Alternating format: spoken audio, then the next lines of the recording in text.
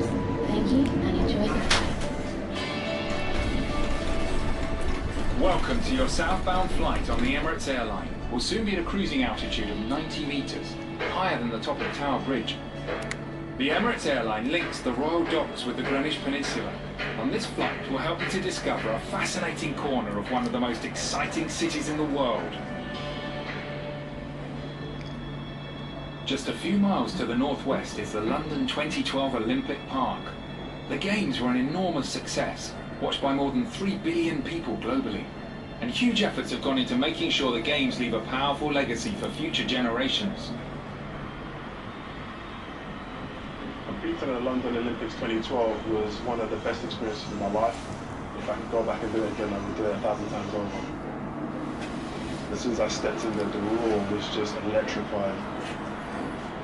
And the noise got louder and louder, and just all the hairs in my body just lifted up. I think my dad's shed a little bit of a tear, but he doesn't like to admit it. The support the British athletes got, the support every athlete got, was just immense.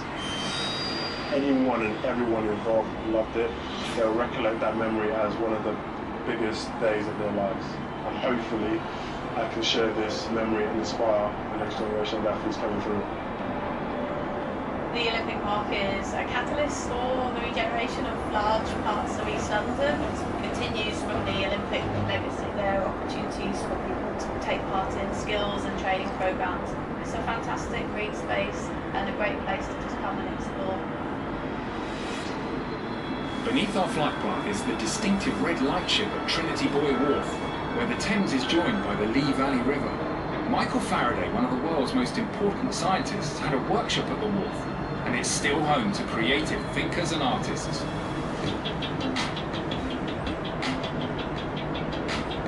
We're at the Park Regeneration's chain store in Trinity Buoy Wharf. Parkour is largely about relative challenge, so it's never about just doing the biggest jump that anyone can, it's more about challenging yourself. And we've got this incredible facility to train at, and it's such a positive thing to have. I'm really looking forward to seeing what the space can do for the community. If you come from East India Station to here, there's all kinds of incredible installations, strange little pieces of street art, which kind of ties in quite well to parkour. Yeah, there's all sorts of weird and wonderful people doing interesting things down here. I made the fish as a temporary measure, and then someone was asking about a commission for a circus, so I thought I'd knock it together just to show them what they could have. We spent our last year really taking rubbish aircranes and trying to make saleable products. We made this rickshaw, which is obviously made from the fuselage. We're also making a DAB radio using the main thrust control, which is very exciting. Trinity Buoy Wharf feels like the last corner of old London. In a way, it feels like a little bit of industry coming back to what is historically a really industrial place. The Docklands area of London went into decline after the Second World War, but in the 1980s there was major new development here, and the business district of Canary Wharf, and all linked by the Docklands Light Railway, by the Jubilee Line, by Crossrail, by all the other transport infrastructure that links into those. The Docklands Light Railway trip through Canary Wharf has been listed as one of the 10 great railway journeys of the world. It is one of the great regeneration projects of the last century. The River Thames has been the lifeblood of London since Roman times, and trading ships have plied its waters for centuries. As the size of ships increased, they needed powerful tugboats to guide them. Despite the demise of the old docks, the tugs and their skippers are still the workhorses of the river. I'm probably the oldest tug skipper on the River Thames at the moment, but we still go out and do a day's work. Oh, changes are unbelievable. In fact, you could walk one end of the dock to the other end of the dock on barges. We could tell where we were by the smells on the River Thames them days. You knew it was a soap factory, you knew you was at Headleys. Then you come to Purfleet Reach and you could smell all the oils. And then as you come round Thames Walk up round there, you smell the sewage. Right up until when you got to the pepper house or what, you knew you had spice bills. But not now, different today. All them days are gone. That's when men were made of iron and boats were made of wood. Traditional tugs have now been joined by a fleet of fast catamarans. Thames clippers carry thousands of passengers every day.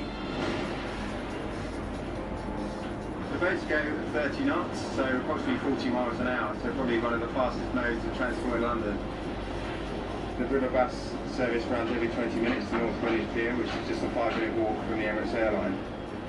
Now coming into Greenwich, you should probably see the Royal Maritime Museum. It's a fantastic location and it's just an 8-minute trip from North Greenwich. I think the river's got a key role to play for the regeneration of East London. We very much see the Thames as a tube line in the future. The Greenwich Peninsula is home to the O2, the world's most popular music and entertainment venue. The area is soon to undergo major redevelopment, creating a vibrant new district covering almost 200 acres. It's one of the largest regeneration projects in Europe. One of the great things about the peninsula is that it is actually not a site. You have a mile and a half of uninterrupted river frontage. Obviously the O2 attracts 15,000 people a number of nights a year. Dragon is Hong Kong-owned development. It's one of the biggest regeneration schemes in the country and not in Europe. You will probably realistically be looking at least 20,000 people living here permanently, 20,000 people working here. So from a community point of view, it's going to offer something we think is going to be unique in the London landscape. Cutting through the peninsula, the Greenwich Meridian line represents 0 degrees of longitude. It divides the eastern and western hemispheres of the Earth and serves as the reference point for the world's clocks. It's also the inspiration for a new world-class sculpture trail, the Line, stretching more than 3 miles from the O2 to the Olympic Park. The Line is a project that will be bringing contemporary art into the Greenwich Peninsula and the Royal Docks. There are 2 works that have been on the Greenwich Peninsula that were commissioned for the millennium. There's Richard Wilson's A Slice of Reality, which is a cross-section through a ship. And then there's Anthony Gormley's Quantum Cloud. It's made of thousands of steel rods, and you can see this elusive figure hidden within this cloud. If people are wanting to continue the walk, there'll be work along the River Lee and the canals, which is another extraordinary walk, an undiscovered gem.